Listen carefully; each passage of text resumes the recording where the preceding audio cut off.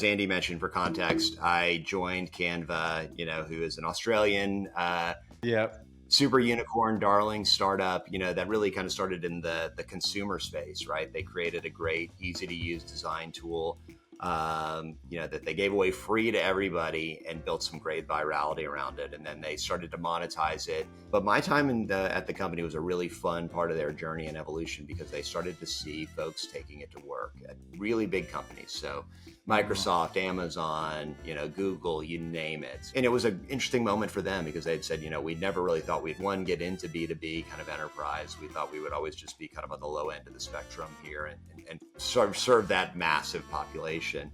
And we never had a sales team. Today, my guest is John Eitel, a seasoned sales and go-to-market leader with an impressive track record in the tech industry. John was the chief revenue officer at Demandbase, where he applied his extensive experience to drive growth in the B2B marketing and sales intelligence space. What I find fascinating about John is his unique perspective, having worked on both sides of the product-led growth and sales-led spectrum.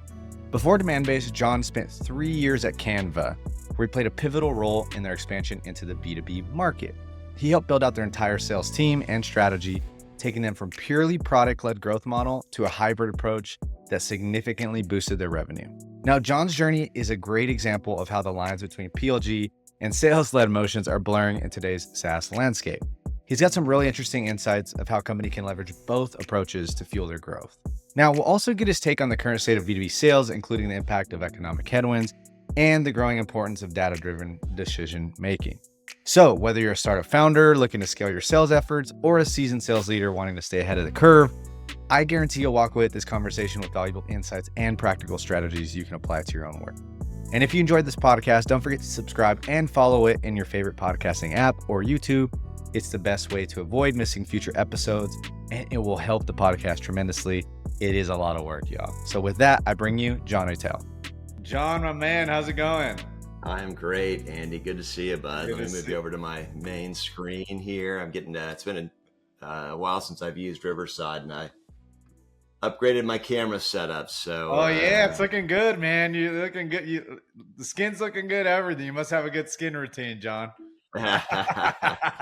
That's pretty funny, man. I got Adam to hook me up here. I don't know if you've talked about this with Adam at all, but he's a bit of a nut on a lot of things in his life, but one of them is his camera recording setup there. And, What did he set you up with? Well, so, he has like a punch list, and being a good friend as well, he loaned me his IT guy to come over and kind of look at things. And his IT guy is actually like, man, I'll come and like pimp your studio out. Really? So we'll see. It'll continue to get better with time, but yeah, he's a nut. But yeah, I got the teleprompter camera kind of set up here, which his deal was, and I get it. Actually, I felt it, but he's like, you don't make eye contact if the camera's up here and you're looking at the screen down here. It's just like human nature to kind of look where, kind of the other person is, but the camera's, off kilter on you. So anyways. Yeah, nice. Yeah, I got mine set up too. I got the light here. I've got the fancy ass camera like in front of me with the teleprompter and all that stuff. Well, that's why I was having issues getting this set up, because it's like I haven't done a pod in like a couple of weeks, and if you don't do it every day, it's like shit. What do I do again? Like you have to do it like every day. That's the one downside. Like starting all over. Yeah, exactly. That's what it was. I was like, the screen, I can't get the teleprompter on. What the hell's going on here? So, anyways, that was the deal. So, make sure you practice once the IT guy gets you all like sorted on that. So, man. Well, you, I don't know if you want to chat about this, but you took some time off. What have you been up to? Man, it's been fun stuff. I thank you so much too. I owe you a huge thank you for, jumping through hoops to try and find me a surf guide. We ended up not leaving the compound that we were in. And, that was good too. I was out there for a buddy's 50th birthday, and we had a house in, what is it? Starts with the P, maybe. Palmilla? No, it's, God, what is it? Pedregal? Pedregal. Yeah. Pedregal, yeah. Down in Mexico. Nice. And we had like the whole, kind of chef and, team there, so like it just didn't make sense to leave. We left a few times for like dinners, but like I went into town, for all of like 30 minutes, and I was just like, yeah, not my vibe. Yeah, downtown Cabo is a little. You've been to San Jose too. San Jose is more of my Yeah, vibe. Like everyone's retired and like like yeah, just trying to like go to dinner and hang out, not like go to Squid Row and all this crazy party stuff in Cabo, which yep, yep. You and I talked about that. As I say, that's more my vibe. Although in Yeah. Pedregal, we were pretty far away. So, Yeah. Yeah. am I freezing up on you? It looks like I froze. No, no, you're good with me. No, you're good with me. Okay. So yeah, Cool. Let you're me know good. if it does. I also probably could have used a reboot before one of these. That's always kind of like my routine before I get on a podcast, is like just shut down all windows, reboot, make sure that you're not, having any resource hogs going on while this is Going, happening. yeah, man. And look, hopefully mine. If I freeze too, let me know. But well, Yeah. dude, I think what would be interesting. So I was doing some research on some topics that would be like useful for the audience that we have here, and I think there's two things that I want to kind of dive into with you, which is the first one is like the whole signals, trend that's going on right now, and get your Yeah. take on that, right? And like dive into that because you were at Demand Base. So for people listening, um, John was the CRO or CSO, Chief Sales Officer, same thing, I Mhm. think, right at Mhm. Demand Base, which is kind of one of the big dogs in the space as it relates to signals and all that fun stuff. And then you were previously also at Canva, which is interesting, right? So that brings me to my Yep. next point, which is I want to chat about the PLG versus sales led motion. And I think this would Yep. be interesting because one, I'm trying to do it with distribute and figure out the Mhm. PLG and then how that leads into the sales led motion and that whole, vibe there.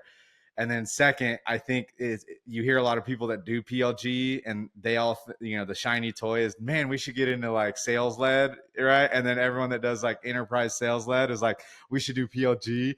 And Yep. everyone just wants what they don't have, right? So I think Yeah. diving into that and setting the record straight for a lot of people, because you did this at Canva, and just kind of going over the advantages and disadvantages of that would be super interesting. So, Yeah. man, Yeah. let's Let's talk start with about it. let's start with the signals topic. Like, where do you're obviously friends with Adam Robinson, who is kind of, I would say, blazing the trail on more of the PLG type, signal led, let's call it, product. So I want to get your thoughts on this, John, and where do you think it's going, and do you think it's all hype in terms of everything that's going on today?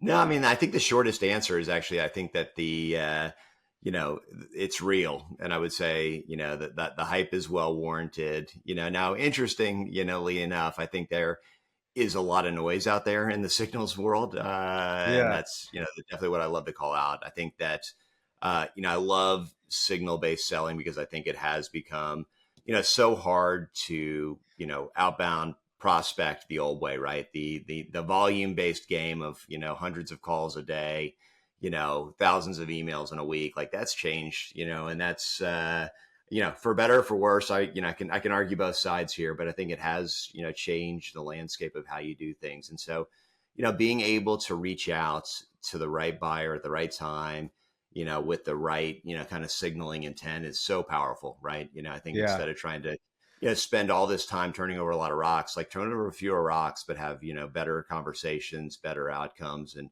better engagement. And so I do think, huge believer in it. And I think that that's, the magic that the internet gives us now with all these tools that we have out there. But there are so many out there that it creates a lot of, I would say, chaos. There's a lot of bad signals out there too sometimes, or misused yeah, signals, that cause the sales team to not trust it, right? So I think that's right. If I ever talk to anybody who's a naysayer, it's like, yeah, well, like, we keep getting these emails that somebody came to the site, but we don't know who it is, right? Or we don't have any kind of understanding of why they came there, or where they spent time, or, some of the other complementary signals that need to be matched to that, as well as the underlying data to show, who it was that reached out, right? And so I think like botched implementations of signals, and I think yeah, misuse of the wrong, wrong signals. Not all signals are great, can lead you to believe that, okay, it's all hype, or it's just,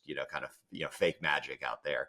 But I've seen it, and I think it's so powerful. I think it can be used, for existing customers, for acquiring customers. It really can show you, who's in market for your product at the right time when they're looking for it, right? So that you can align with them quickly and be able to, show up with value on that first conversation, because that they're already informed on you, possibly by the signals that you got. You can see some of the things that they're engaging with, or some of the product behaviors that they're taking if they're an existing customer. And then you can, show up with information on, what they're looking to buy. You can show up, with some insights on Hmm. things that they may be stuck on. And I think that's, largely what, needs to be happening. Like the other big trend that I'm seeing is that the sales kind of buyer journey has changed. It's not linear anymore. It's not the funnel that we all grew up kind of looking Yeah. at. I have a running joke that it resembles a spaghetti bowl more than a linear funnel, because they, customers, buyers, come in and out of the process at different times. They self-inform. They go talk to 10 other people before they talk to you, right? They've done a lot of research in a lot of these cases before they come to you. And so, trying to treat them in the old way of doing things, of like, you showed up on my website, so let me just start with like a, overview of us and put you through, three or four Yeah. phases, that they don't want to have, right? Creates a bad experience. So, being able to, again, to say, here are the customers that, are most interested in you, or willing to buy, or showing these intent signals. And here's the things that they care about, like, now go, right? And I think you can start to have, days of prospecting where you're not calling on 100 people, you're calling on 10, but your win rate, your hit ratio is going to be, 7 out of 10 if it's done correctly. Yeah, yeah, and there is a lot of controversy right now around like privacy and all of these signals, right? Which Yeah. I think more so maybe in Europe. I know a lot of people aren't doing the Yeah. Europe like because of GDPR and signals on the side and all this stuff. And I love my brothers and sisters over there in Europe. Don't get me wrong, but there's definitely been some posts where they're calling out people and saying, this is absurd. It's violating my privacy and all that stuff. I mean, I, where's your head at with that?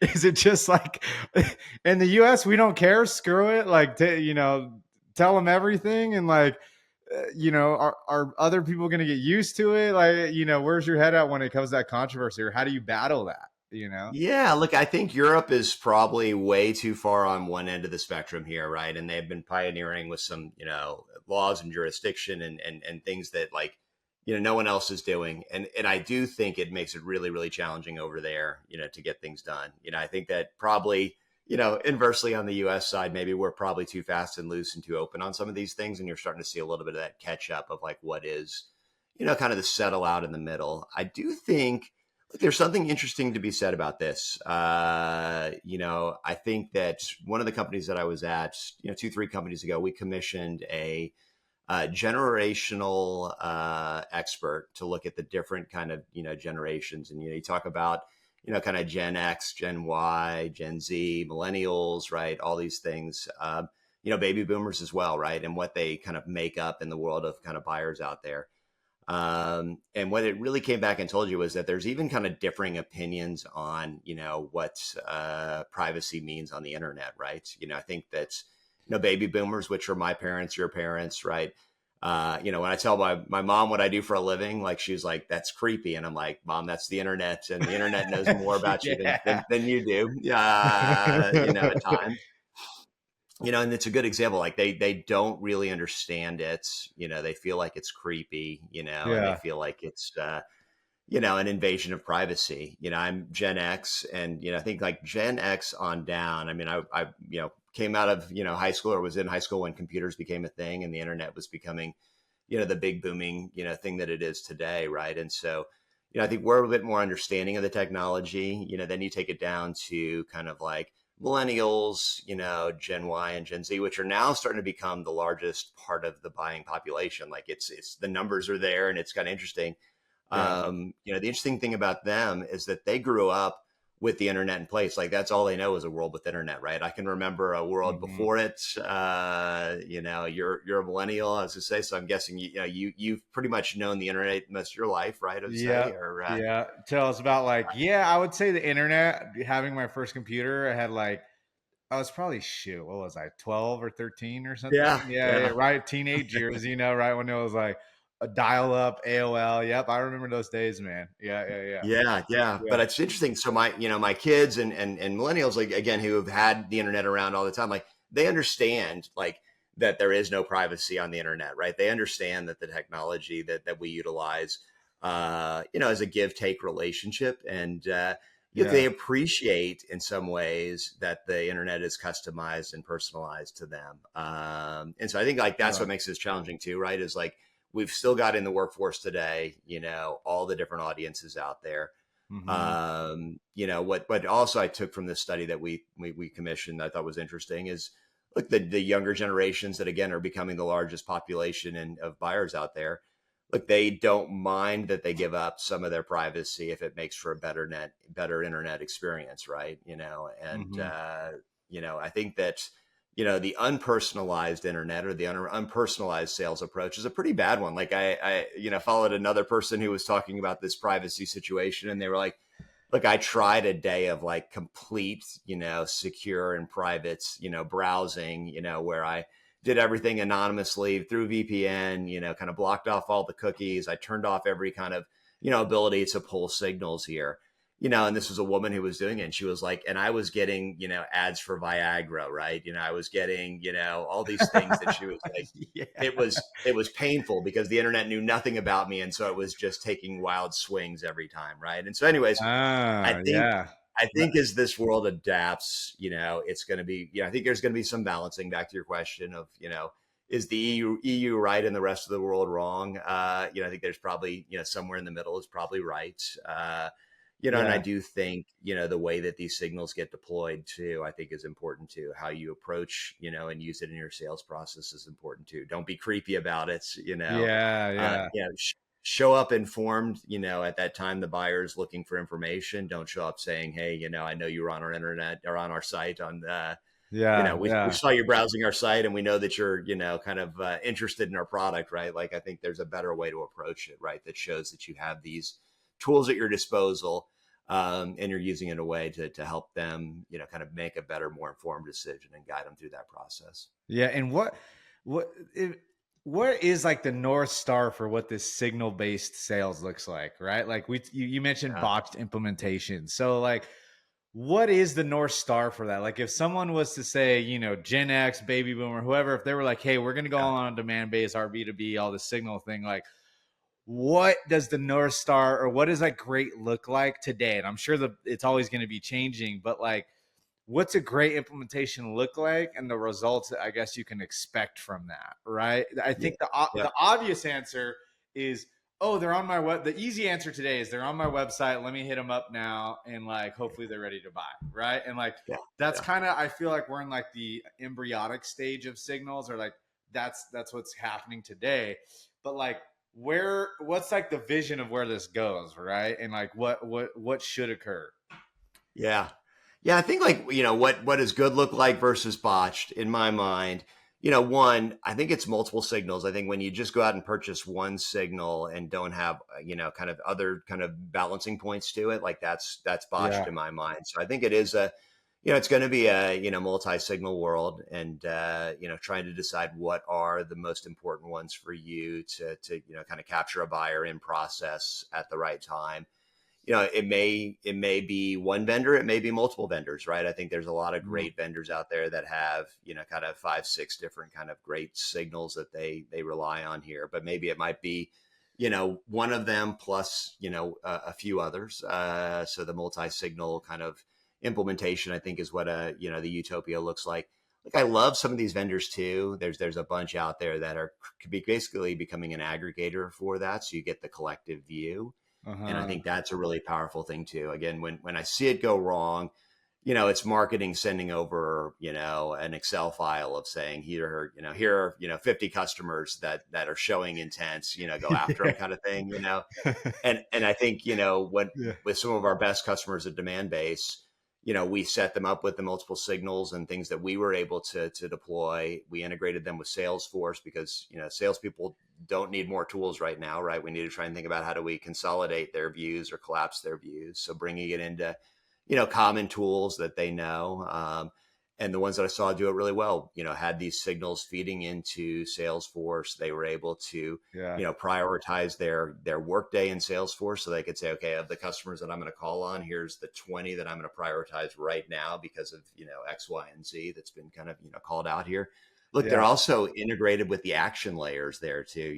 I know you've got a, connection helping build outreach in the early days, Yeah. having the ability to launch, outreach sequences straight out of that, right? With Mhm. also, look, copy that's, maybe even AI generated the first draft for you of like knowing these three things are happening. This customer is the right person to reach out to. And so here's, potentially, that first draft, Andy, of the email that needs to go out, for you in this process here. Yeah, yeah. And I think some of those products are Common Room. Is that one of them that's like Yeah. doing Yeah. all I those like things? Common Room. Yeah. Yeah, this is not sponsored, folks, but Common Room. If you do want to sponsor, let me know. Mhm. Yeah, Common Room. What are some other ones out there today that people are looking at? There's demand based. Are they doing the aggregate thing, or you're not there at this point in time? My guess is they'll acquire one of these guys or something because they're big dot. Who knows? But Common Room. What are some other ones out there that are kind of doing Yeah, this? Common Room's great, and I talk to the Yeah. team there often, and have Hmm. been friends to them in the past here, and I would say they're doing Yeah. some great things. Like I think Demandbase has chosen to integrate, with Salesforce and other kind of large kind of Hmm. platforms, or platforms that large companies use because that's the majority of the customer base there. Yeah. But if you're a smaller company getting up and running, and maybe you don't use Salesforce and you don't have some of the standards that you would see at a big company, Common Room's a great place to get started. And scale. They make it really easy out of the box, again, to give you that combined look at all these signals kind of pulling through together. Yeah. Others, I mean, look, I think that's the neat thing that's going on right now too in this whole signal space is there's so many new ones that are popping up, right? You've got, the demand bases, the six senses of the world, that have been doing this for quite some time. But then you have, the common rooms coming in, we mentioned RB2B, I think that, another piece of this is having, the enrichment data to follow Clay. Everybody's, talking about Clay these days, Yeah. obviously. Yeah. And so having that being part of the package, but I think it really is, being able to put those pieces together based on your unique needs, because everybody's go to market is different, and that's the important thing to note here. And then, kind of leveraging the components in the right places there.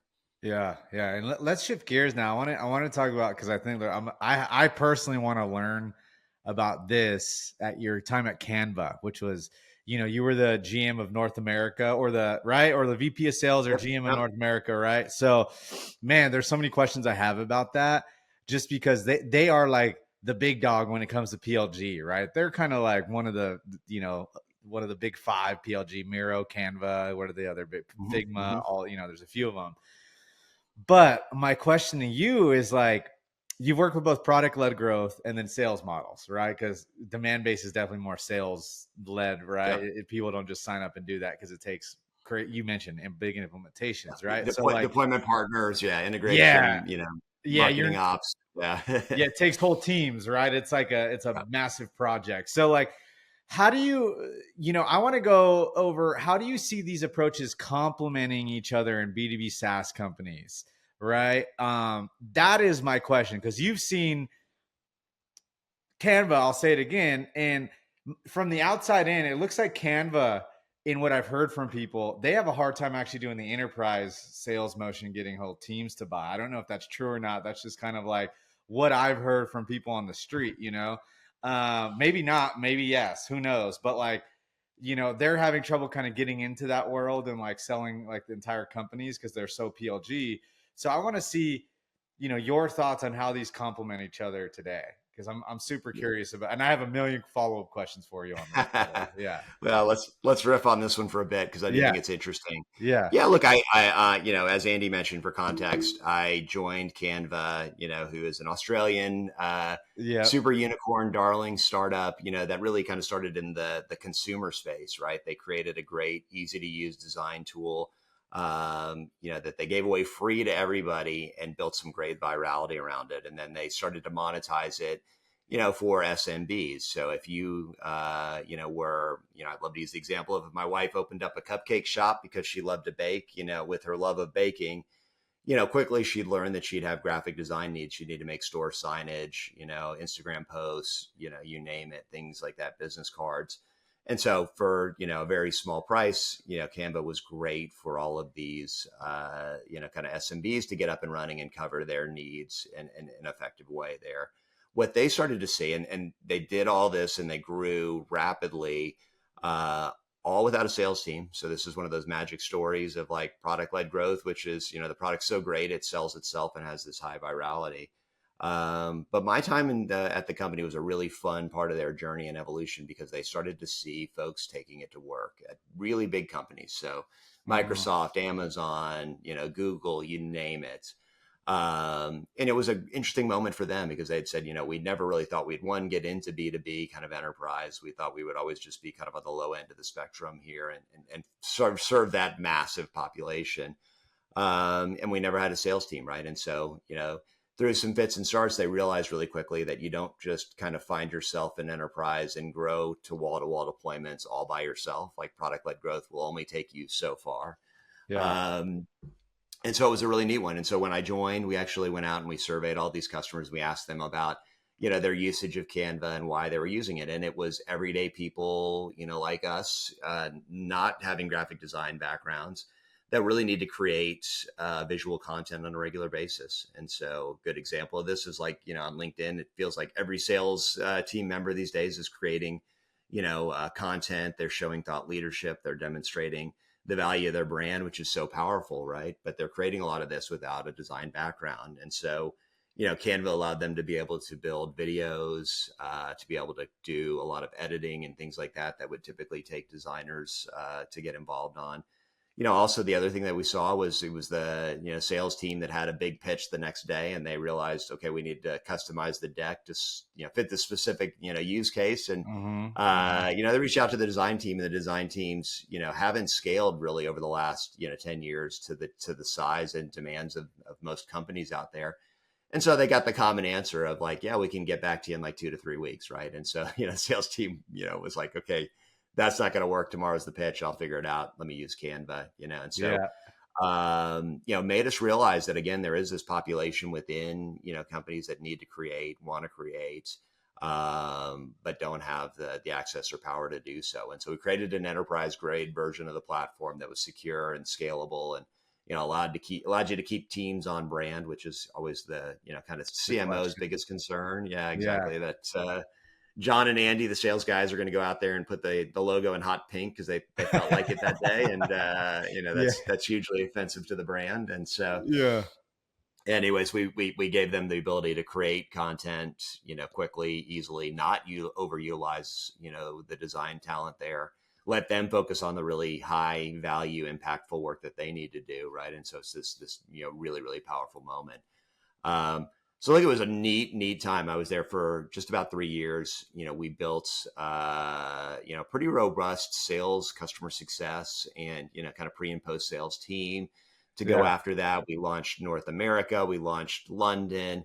The company grew exponentially during that time. But it was, for me, I would say, great exercise in, where the world is going in an extreme case here. I do think that, everybody, as you mentioned, needs parts of these strategies in their go-to-market, right? Canva at the time was probably 95% PLG, and they were thinking, how do we shift that, to be more kind of 80-20 or 70-30? And look, I think I talked to a lot of, companies out there that want to have, PLG be part of the strategy. And I'm like, look, it could be 1%, it could be 10%, it could be, let's make it 50%, but trying to figure out how do you make a frictionless, kind of entry point to get people into, into the platform, utilizing it and getting as much value out of it. The big art in what we had to figure out at Canva was, just for context, when I joined, they had 50 million monthly active users on the platform. Wow. I mean, Hope that is, as as big as some countries, some small countries out there.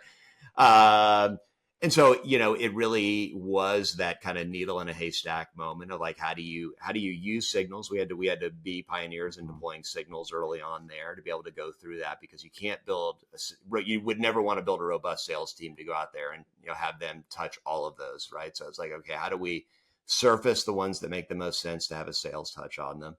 How do we prospect, utilizing, the product usage we're seeing and then other signals, right? So we built a really robust signals engine to do that. But it was all about applying sales talent where you needed sales talent and letting PLG continue on its own too, right? You definitely don't Mm-hmm. want to, the trick of bringing in sales led growth on top of product led growth is, making them additive, not cannibalizing one over the other here. And so, look, we did that, and it was a lot of fun. We made a ton of mistakes, so I'd say like that was also the fun part about being there is that, the company doubled in size, so it went from 250 million to 500 million in the year one when we brought together this PLG plus Wow. SLG, Yeah. motion, which is incredible. I've been through some really fast growth stories, and this was, kind of probably like 10x the fastest growth story I've been a part of. Yeah. Yeah. Which is good. And then, we doubled it again. We went from,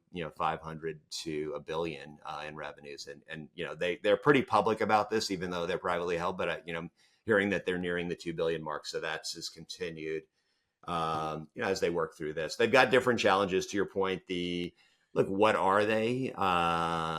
Is probably the thing that they've got to figure out the most, in that, they have a vision of, it goes wall to wall and lots of companies, and Yeah. everybody, when you sign into Okta as an employee, you get to see it as one of the tiles in your Okta there. And they've had some wins to that level, but it hasn't been as Huge. broad.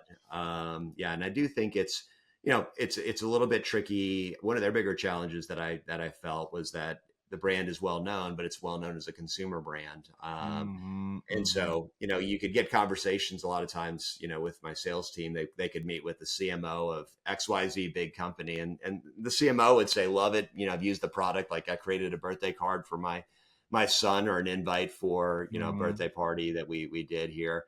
I don't understand why we would use this at, Amazon, right? Yeah. And Yeah. so you Yeah. had Yeah. to kind of take them through that journey and that story of how, this is really just where we got our beginnings, but this is the power of the tool and what it allows you to do, and how it's going to help your team, create and communicate more effectively visually. Yeah. I want to dive into you. When you joined, there was 15 million people. When you left, there was probably 50 million people. Who knows? I don't know, some Yeah. massive number, right? And like you said, it was a needle in a haystack trying to find the people that wanted to buy, that were end users, right? Or the people that basically were good prospects to, get your foot in the door to the bigger accounts, right? Let's just, in layman's terms. So Mm-hmm. like Mm-hmm.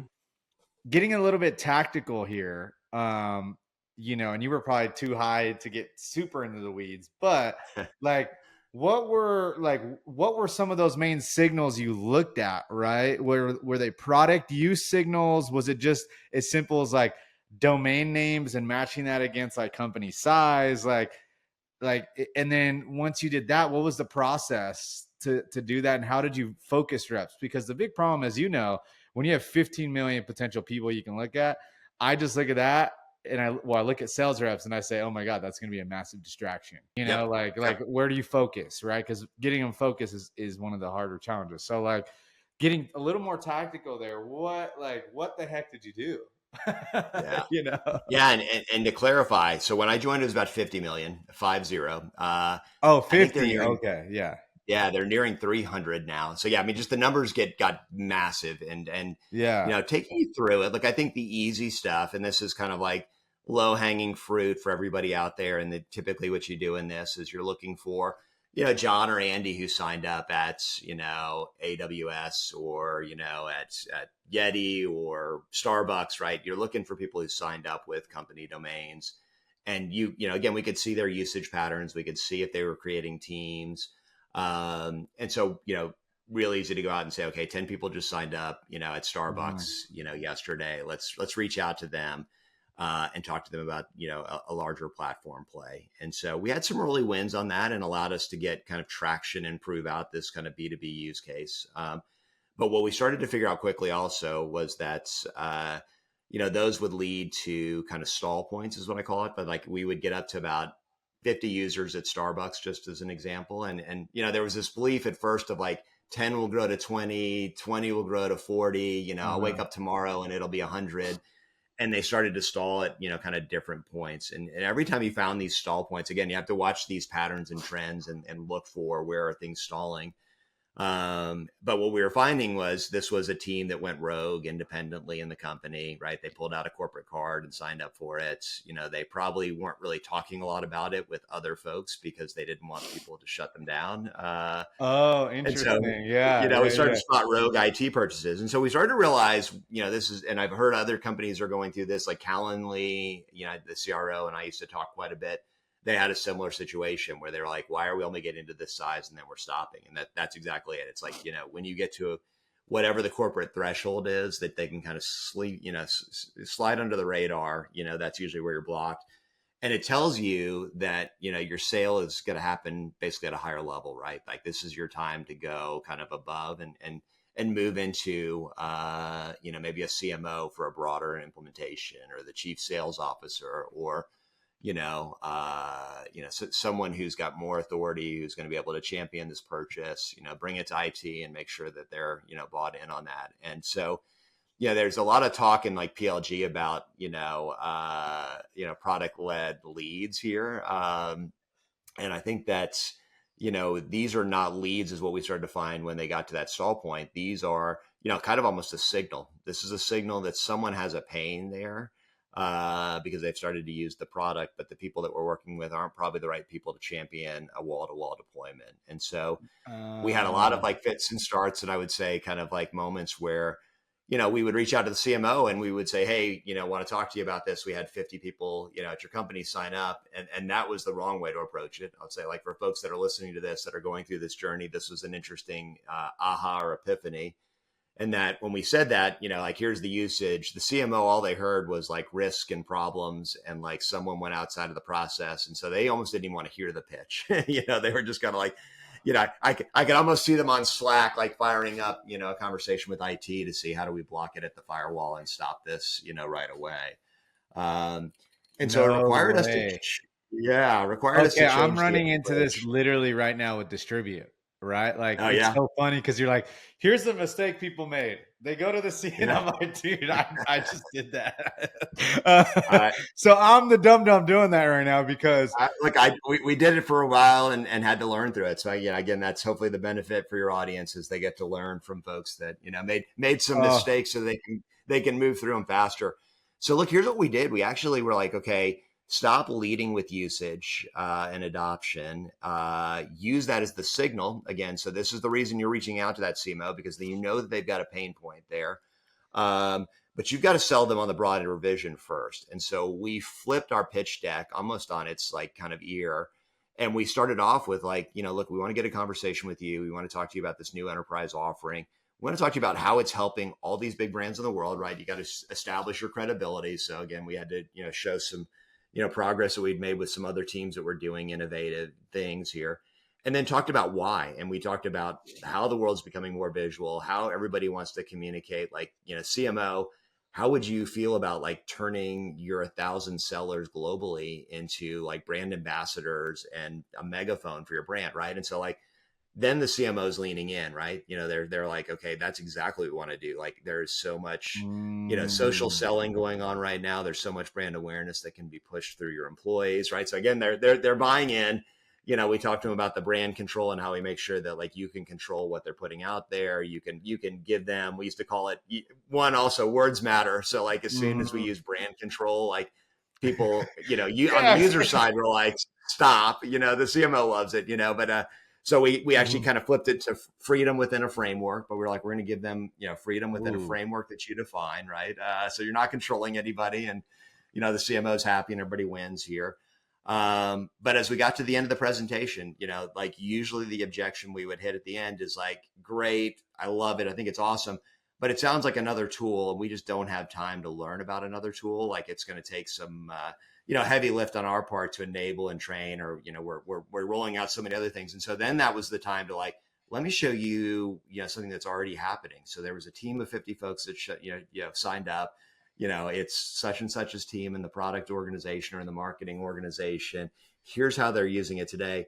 Let's turn them into the, the heroes in this story and use them for this pilot and use case. And so again, it's a way to flip the conversation and use it to Mm, up level into new ways. So anyways, yeah. that's a quick pro tip. I'm glad you're experiencing it. Yeah. Maybe there's others that might be, batting their head against the wall right now here on this topic. But I think, that's one. And I think your question was also like, as the population continued to grow, how did you get better and better about this? I think another signal we saw that was a false signal, was using domains as the proxy. And we started to see this over and over again. Once we kind of, we got all the low hanging fruit, we started to realize that during the pandemic, a lot of folks blurred the lines between work and home. We all felt it, but I think a lot of folks used work emails to sign up for things that might be non-work related, right? And so, Oh, um, interesting. Yeah, yeah. yeah, yeah, yeah, yeah. Okay. So good example of a signal gone wrong, right? Like John or Andy, again, we kind of got maybe a little bit confused over the last few years because Mhm. home became work and work became home. And, you know, the division of like using my Gmail versus, my demand based email became probably less of a priority. And so we started to see Yeah. that and we were like, okay, again, we ran a very lean sales team in the beginning. So it was like, okay, we can't go after everything. So let's go a couple clicks deeper. Let's look for folks that signed up with corporate domains, but then created a team and started to share designs amongst each other. That's B2B usage Versus versus, just John or domains. Andy who've signed in to create a birthday card for their kids. Yeah, yeah. Then the other side of this is look at, back to our earlier conversation about, being anonymous on the internet, there were a lot of folks who were trialing this out using a Gmail account, right? And so there was some, kind of great opportunities, lurking in the mix that, would have probably failed the first test of did they sign up with a, kind of big company alias here. And so we were able to apply that same filter on there. Like, did John Eitel at Gmail sign up and did he add, 10 people to the team there? And Andy was in it and he and Andy are actively sharing designs and creating together. And then again, back to not being creepy, we created, kind of a stealth SDR team. We called them the Canva coaches. They were probably, kind of one part sales, kind of development talent, but also like probably blurred the line between CX a little bit. And that, we were like, okay, when you see this signal, Andy just signed up, he's invited 10 people to join. He's starting to share designs, assign a Canva coach to it in the system and have them do a walkthrough and tutorial and help them see how they can unlock some of this other feature set that they may need. Set up an initial call, invite them to some of our Mm, kind of training and webinars, not with the inclination to just, close them right then and there. Nurture them a little bit along so that when they got to 40 users now, it's like, okay, let's bring in an enterprise AE at this moment. At this point, we've done the right nurturing along the way to make sure that they're engaging with the platform, they're utilizing the platform. Now they're at a critical mass. Let's go. And that was a really powerful thing that we kind of learned there. So we yeah. did a number of evolutions on this. Like that was probably the fun, most fun part about this whole thing too, is that over those 3 years, we probably iterated on our pitch deck 10 times. We probably evolved our signal strategy, 10 different times. We brought in outside vendors and outside signals too, right? Like, we were really great at utilizing, product usage and adoption, which is the thing I think where everybody should start, like start with what you control and what you see regularly. But then think about like, what do you want to bring in from the outside? Like, is there newsworthy events, right? So like, is Yeah, there yeah, something going on externally that should be matched to their usage that kind of plays into this? yeah. Are they doing things more innovatively that you've been able to pick up on through some of these other alerts and signals, like layering those pieces in there as well? Yeah, a couple of things that you said that I'm thinking of, like lessons that I've learned so far. Is like I like the Canva coach model where it's not like, hey, I'm a salesperson, it's a coach, I'm trying to educate you, like that fun stuff. That's one interesting way to like frame an SDR, right? Because as soon as people think like, oh, you're in sales, like they're just trying to sell me. So I like Yeah. that's Yeah. more of a nice way of putting it. I like the second thing I really like that you said is the freedom within a framework, right? Because as you go from like a creator type tool, like distribute, right? You're kind of like a Yep. sales creator in a way, right? Like you're You're on a similar path. As I say, you're Yeah, doing some very unique things, but also there's a lot of parallels here, right? yeah, a lot of parallels that I'm personally learning selfishly, and I'm sure there's some other people out there that are creating things like clay and all that fun stuff, right?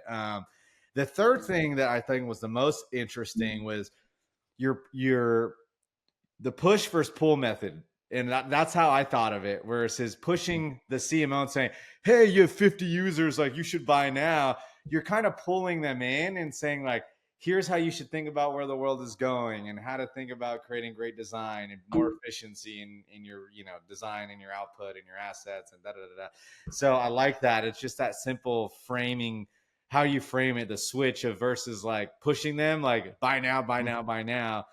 Hey, let's take a step back and let's actually create a narrative around like why this is good for you versus like why this is good for us because you have 50 Mm-hmm. people, da da da da. So I like that like push versus pull method, which I think bigger picture, this is where sales is going, right? Or this is where like Yeah. demand gen and all this stuff is going. I think this is why like putting content on LinkedIn, Adam's big on that, I'm big on that, and like this Mm-hmm. is why it's becoming so big is because people don't want to be pushed anymore. They want to be pulled in and do things on their own terms, which I think they always have been, but like now more than ever because they're being bombarded with 100,000 emails a day, kind of vibe, and they're like just being pushed stuff. And now I think it's coming to a point where people are like, no, I want to like make my own decisions, do my own research, be pulled into what I think is, a product that I have brand affinity to and all that stuff. And Yep. Canva's got a great brand. We can even go into this, but like, the Yeah. power of brand with everything becoming so saturated, there's everyone's building a new demand base, every day or trying, Mm-hmm. so how do you Mm-hmm. stand out? But anyways, now I'm just blabbering, but John, this has been amazing, man. We need to figure out a way. We need to all get together and go wake surfing sometime soon before it Love it. gets freezing, man. So Yeah, yeah. Right now is ideal, and yeah, well, I've got a wetsuit, so we'll figure it out when the time is right. Even if we get drawn to that, but yeah, no, I've always enjoy our catch ups, Andy, and yeah, would love to get out on the water with you. yeah, let's do it soon, man. And I think me and Adam and then Chris as well we were gonna do an event back in May.